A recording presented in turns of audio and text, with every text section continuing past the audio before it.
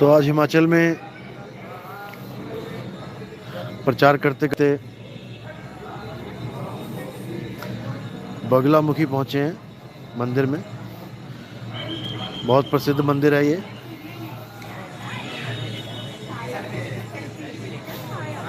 भगवान को, परमात्मा को पाने के लिए जीव क्या नहीं कर रहा है, सब कुछ कर रहा है।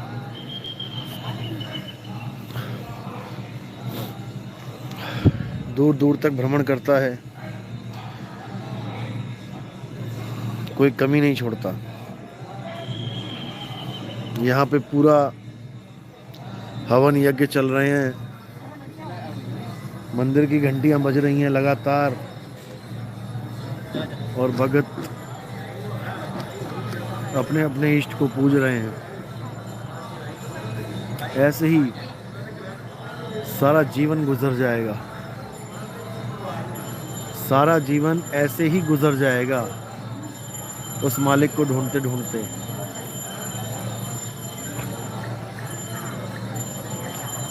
इसीलिए बार बार संतों ने समझाया कि लखा जो चाहे अलख को, तो संतन में लख ले। असली भेद तब पता लगता है कि वो परमात्मा कहाँ है, जब तुम्हारे जीवन में कोई गुरु आता है। जब गुरु आ जाएगा तो समझ लो अब सब ठीक होने वाला है, क्योंकि गुरु ही वो ताकत है,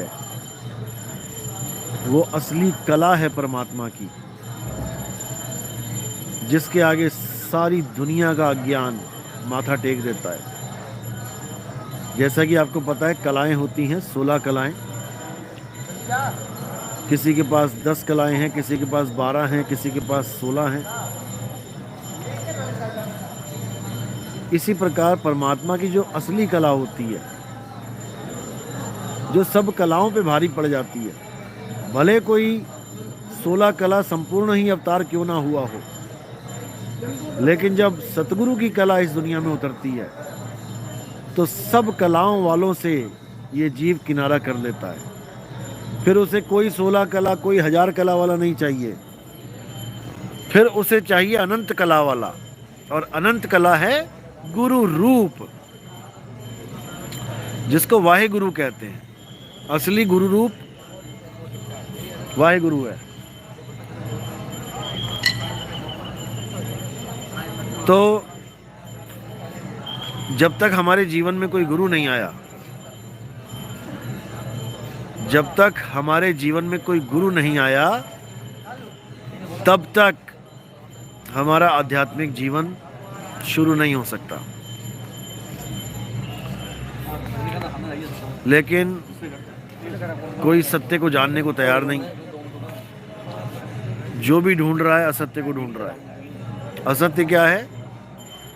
जो भी आंखों से देखा जा सकता है, जो भी आंखों से देखा जा सकता है, कानों से सुना जा सकता है, त्वचा से स्पर्श किया जा सकता है, इंद्रियों के द्वारा भोगा जा सकता है, वो सब असत्य ही है। फिर उसमें चाहे कुछ भी क्यों ना आ जाए, सब असत्य है। लेकिन सत्य क्या है? सत्य केवल एक है, और वो है आत्म सत्ता, जिसको आत्मदेव बोलते हैं। केवल वही सत्य है। और जो गुरु आत्म ज्ञान नहीं दे पा रहा है, वो तुम्हें सत्य तक पहुंचा भी नहीं सकता। वो तुम्हें किसी ना किसी तंत्र मंत्र जंत्र में ही उलझा के रख देगा। इसलिए साफ बोला गया कि बचना चाहो काल जाल से, चीनो शब्द हमारा। शब्द ही सत्य है, सार शब्द ही सत्य है, सत नाम ही सार है, सत्य शब्द ही सार शब्द है। अबोल है, अडोल है, लेकिन किसी को समझ में नहीं आ रहा। आज कांगड़ा के लिए निकले हुए हैं, और जो कल बडाल में सत्संग हुआ था, पहला सत्संग था उस गांव में, और बहुत से जीवों को ज्ञान समझ में आया। पहली बार सुना ये सत्संग, अच्छा लगा, समझ में आया, क्योंकि बिल्कुल नई बात सुनने को मिली। है तो सबसे पुरानी बात यही जो मैं बता रहा हूँ, लेकिन वो गुप्त हो गई है, इसलिए वो अब लोगों को नहीं लग रही है, क्योंकि उस गुप्त वस्तु को उजागर किया जा रहा है। जो मैं समझा रहा हूं उससे पुराना कुछ भी नहीं है। ये संसार भी नहीं है, देवी देवता भी नहीं है, ये सब भी उत्पत्ति में आए हैं। गणेश जी उत्पन्न हुए हैं माता से, राम जी उत्पन्न हुए हैं दशरथ जी से, सब उत्पन्न हुए हैं।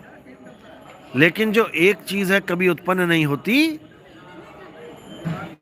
वो है आत्म सत्ता, आत्म देव। वो जन्म और मरण से परे है, जन्म से भी परे है। कोई गलत फहमी में ना रहे कि परमात्मा ने आत्मा को पैदा किया। ऐसे निकम्मे भी बैठे हैं इस दुनिया में जो कहते हैं परमात्मा ने आत्मा को पैदा किया। भैया, आत्मा पैदा नहीं होती, यहां तक कि जीव भी पैदा नहीं होता। जीव प्रगट होता है, पैदा नहीं होता। जीव भी अजर अमर अविनाशी है। ईश्वर अंश जीव अविनाशी, जो पैदा हो जाए वो अविनाशी नहीं होता, ये प्रगट होता है। जीव शिव सब प्रगटे, वह ठाकुर वह दास, कबीर और जाने नहीं, एक राम नाम की आस। तो जब तक सत्य को नहीं जाना, जब तक कुछ नहीं होने वाला। ऐसे ही भटक भटक के मर जाओगे, कुछ भी पल्ले पड़ने वाला नहीं है। ये जो इंसान जन्म मिला है, ये बार बार नहीं मिलेगा। इसलिए पूरा जोर लगा दो, पूरे दिमाग के घोड़े दौड़ा दो, तब जाके ये बात समझ में आएगी जो मैं समझा रहा हूं। नहीं तो बड़े बड़े ऋषि मुनि फेल हो गए, नहीं समझ में आती। तो अब कांगड़ा में निकल रहा हूं, और कांगड़ा में जो भगत हैं, कांगड़ा के आसपास के पालमपुर बैजनाथ वाले या कुल्लू मंडी वाले भी वो आ सकते हैं, क्योंकि मैं अभी हूं कांगड़ा में। आप मुझे संपर्क करें। और उसके बाद पठानकोट और जम्मू, यहाँ पे जो भगत हैं वो संपर्क करें। और कोई भी मुझे ये करके फोन ना किया करे कि मैं कब आऊंगा तुम्हारे पास। उसके लिए और भी नंबर दिए गए हैं यूट्यूब पे, बहुत से नंबर हैं। उन नंबरों पे संपर्क करके पूछा करो, उनको जानकारी होती है। 1000 बंदा मुझे फोन करेगा, फिर तो मैं फोन ही उठाता रह जाऊंगा, फिर तो हो चुका मेरा सफर।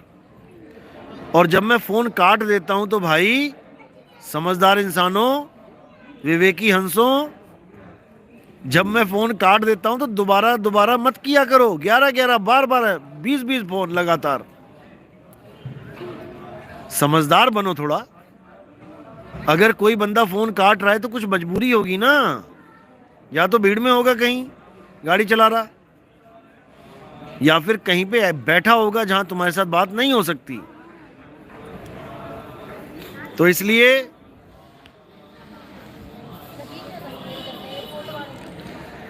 छोटा बच्चा देख रहा है, अकेले ही बात ही करी जा रही है तो इसलिए जब मैं फोन काटूं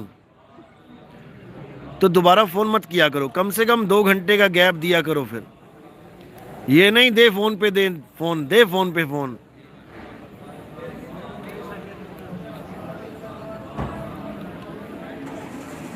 समझदार बनो, समझदार। कोई इंफॉर्मेशन चाहिए, कुछ कहना है, बताना है, व्हाट्सएप करो, मैसेज करो 9256111007। इस नंबर पे मैसेज करो। और अगर कुछ ज़्यादा इंपॉर्टेंट है तो बार बार फ़ोन करने से अच्छा बार बार मैसेज कर दो। आपका मैसेज अपने आप ऊपर आ जाता है, क्योंकि हर 10-15-20 मिनट में 500-700 मैसेज, 1000 मैसेज, 2000 मैसेज आ ही जाते हैं। आपका मैसेज नीचे चला जाता है, नहीं दिखाई देता है। लेकिन अगर आप दोबारा मुझे मैसेज करोगे, चाहे साहिब बंदगी लिख के भेज दो, तो ऊपर आ जाएगा। जब ऊपर आ जाएगा तो मैं देख लूंगा उसको, क्योंकि मेरे फोन में ऐसे ऐसे मैसेज हैं जो एक एक महीना हो गया जिसको मैं देख ही नहीं पाया हूं। महीने 2 महीने वाले भी मैसेज पड़े हुए हैं। इतना समय नहीं होता भाई। फिर आप कहते हैं हमारा मैसेज नहीं देखा। भाई मैसेज दिखवाना है तो दोबारा कर दो, 4-5 बार कर दिया दिन में, ऊपर आ जाएगा, मैं देख लूंगा।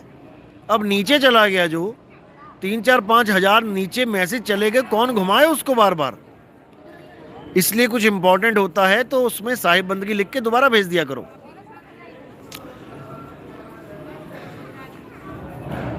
और जो लोग कहते हैं जी 1 साल हो गया फ़ोन करते हुए, 6 महीने हो गए फ़ोन नहीं लगता, फ़ोन उठाते नहीं हो, अगर मैं काट देता हूं तो समझ जाया करो, और कुछ करने की ज़रूरत नहीं है। तो अब कांगड़ा के लिए निकलेंगे और जो भी भगत हैं वहाँ पे हिमाचल के, क्योंकि अब हिमाचल के भगत जागने लगे हैं, राधा स्वामी पंथ के सबसे ज़्यादा, उसके बाद रामपाल जी महाराज वाले। बहुत खुशी होती है, जल्दी कोर्स पूरा करके आगे बढ़ जाएं तो टीचर को खुशी होती है। और उन टीचरों को भी खुशी होनी चाहिए जिनके वो स्टूडेंट हैं, उनको जलने की ज़रूरत नहीं है, परेशान होने की ज़रूरत नहीं है। बच्चा 10वीं करके 11वीं में आता ही है और 12वीं करके कॉलेज में जाता ही है, परेशान होने की ज़रूरत नहीं है। और भी बहुत बच्चे हैं छोटे छोटे जो तुम्हारे पास आने के लिए तैयार बैठे हैं, उनको पढ़ाओ। इनका कोर्स कंप्लीट हो चुका है, अब इनको आप नहीं रोक सकते।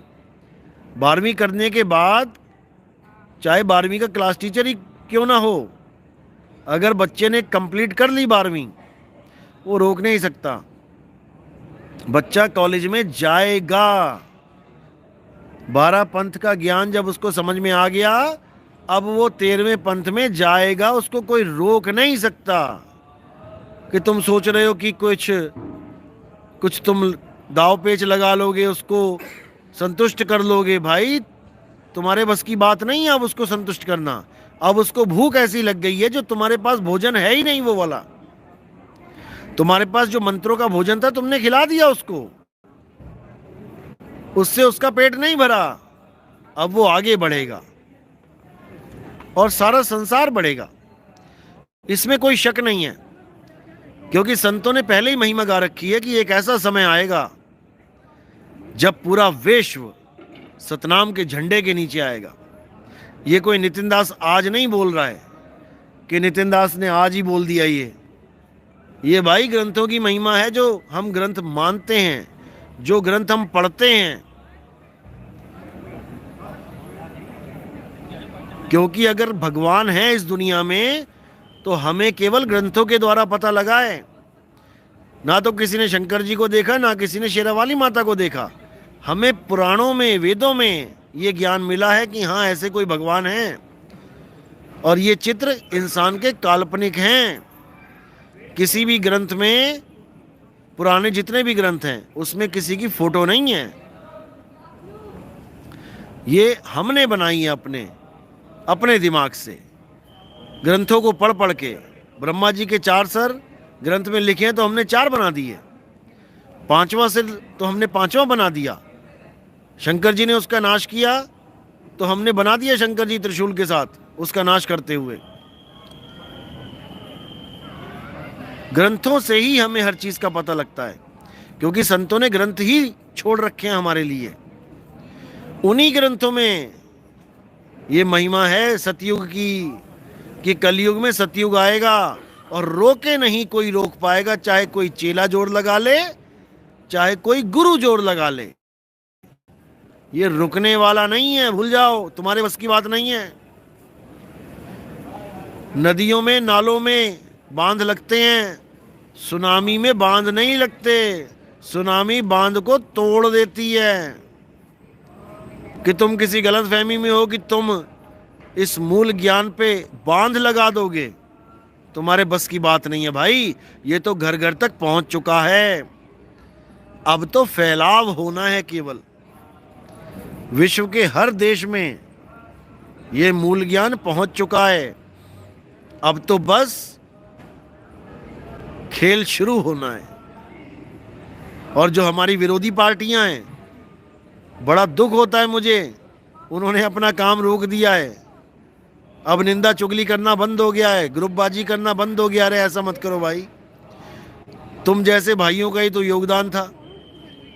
अब तुम जैसे भाई अगर ऐसा करेंगे तो हमारा क्या बनेगा? स्पीड स्लो हो जाएगी। मेरे भाइयों, दोबारा से शुरू करो, बनाओ 300 400 500 ग्रुप, डालो नितिन दास की वीडियो, डालो उसमें मेरे खिलाफ प्रचार, नए नए लोगों को जोड़ो, दो मुझे गालियां, करो मुझे बदनाम, तभी बनेगा हमारा काम।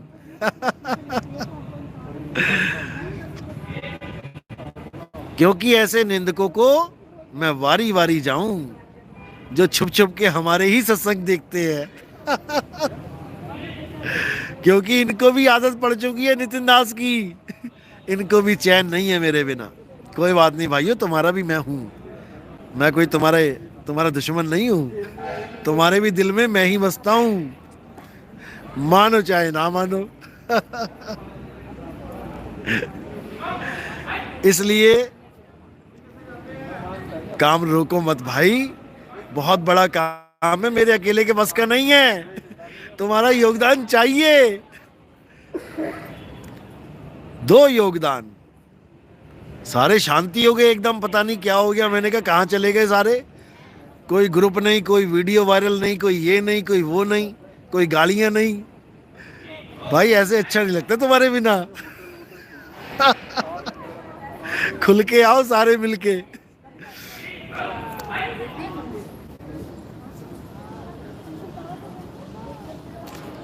थोड़ा मंदिर भी दिखा दिए आपको है।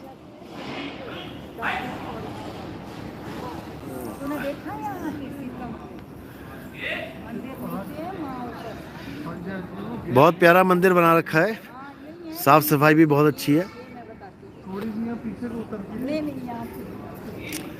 बाकी सारा खेल श्रद्धा का है। ऐसे बहुत से मंदिर है हिमाचल में, क्योंकि हिमाचल देवभूमि है।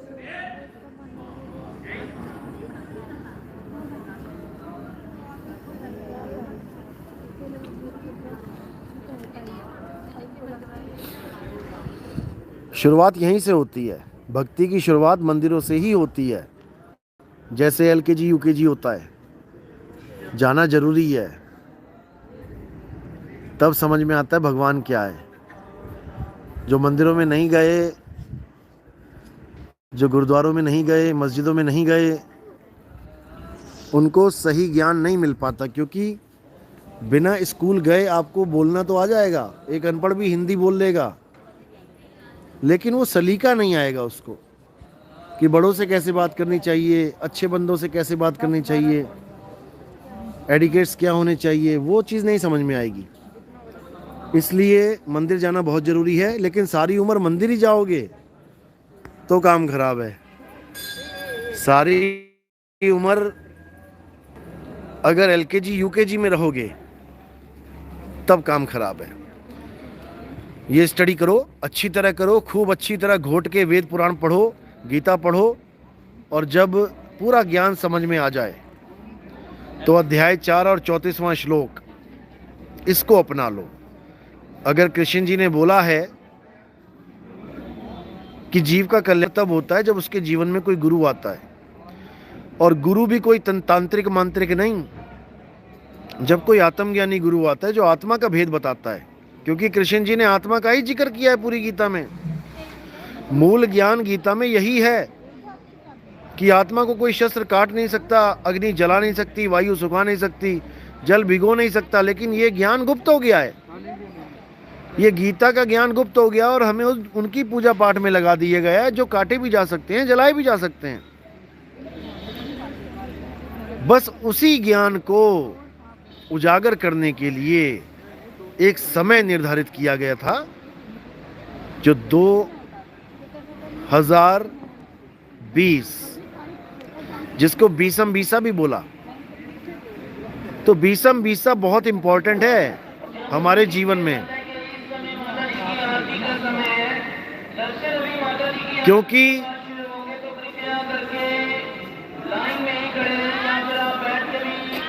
माता जी की आरती कर सकते हैं। इस समय माता जी की आरती का समय है। दर्शन अभी माता जी की आरती के बाद शुरू होंगे, क्योंकि बीसम बीसा सबसे इंपॉर्टेंट है हमारी लाइफ में। बीसम बीसा के दो मतलब होते हैं। पहला मतलब है सन 2020, बहुत इंपॉर्टेंट है। कोरोना जैसी बीमारी आई और सबको अकल दे दी, सबको समझ में आ गया कि भैया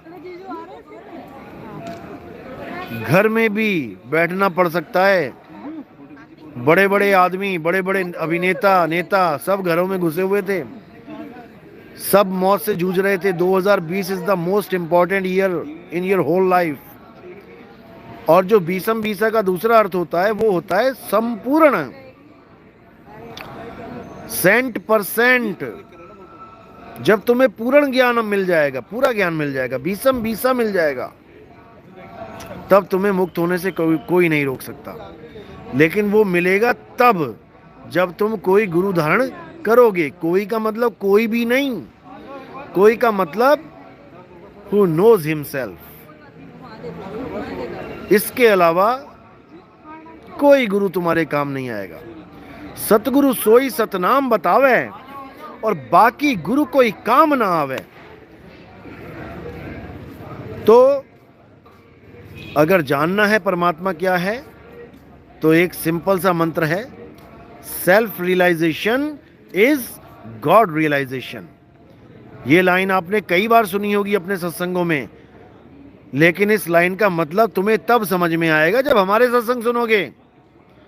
self realisation is God realisation कह तो दिया, लेकिन गॉड बना किसे दिया? गुरु जी को। Everyone is waiting for guru in his last time. This is the only problem. किसी गुरु को नहीं वेट करना है। Self realisation, you have to realise yourself, तब बात बनेगी भाई, तब बात बनेगी। लेकिन नहीं समझ में आ रहा है, लेकिन अब समझ में आएगा।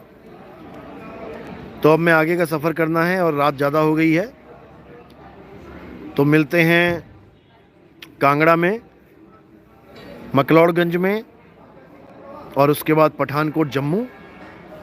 After that I will move to Amritsar and then Jalandhar, Ludhiana, Moga, Faridkot, Firozpur, Bathinda, Rampura Phul, then Barnala.